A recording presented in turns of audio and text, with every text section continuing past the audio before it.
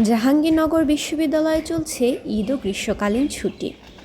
এই সুযোগে প্রাণ প্রকৃতি ধ্বংস করে গাছপালা কেটে চারুকলা অনুষদ ও নতুন কলা অনুষদের বর্ধিতাংশের ভবন নির্মাণ কাজ শুরু করেছে বিশ্ববিদ্যালয় প্রশাসন। রোববার সকাল থেকে বেলা 11টা পর্যন্ত প্রায় 2 শতাধিক গাছ কাটা পড়েছে এবং গাছ কাটা চলমান রয়েছে। আরও 4 শতাধিক গাছ কাটা পড়বে বলে আশঙ্কা করছেন সংশ্লিষ্টরা। উভয় ভবন নির্মাণ কাজই শুরু হয়েছে মেইন বার্ডস লেকের পাড়ে, যেটি পরিযায়ী পাখির প্রাণকেন্দ্র হিসেবে পরিচিত। গত 6 মে বিশ্ববিদ্যালয়ে জলাশয় ব্যবস্থাপনা কমিটির সভায় লেকটিকে মেইন বার্ডস লেক নামেই শনাক্ত করা হয়।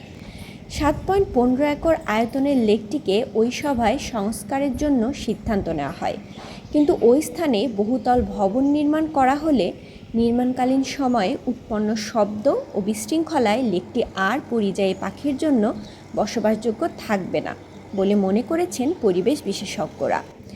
জলাশয় ব্যবস্থাপনা কমিটির এ সিদ্ধান্ত গত 23 মে অনুষ্ঠিত সিন্ডিকেট সভায় অনুমোদিত হয় বলেও জানা গেছে। বিশ্ববিদ্যালয়ের শিক্ষক শিক্ষার্থীদের আপত্তি ও প্রতিবাদ উপেক্ষা করে এভাবেই চলছে বৃক্ষনিধন ও অপরিকল্পিত ভবন নির্মাণ কাজ। ফাতিমাতুজ জোহরা ইরানী, এডুকেশন টাইমস।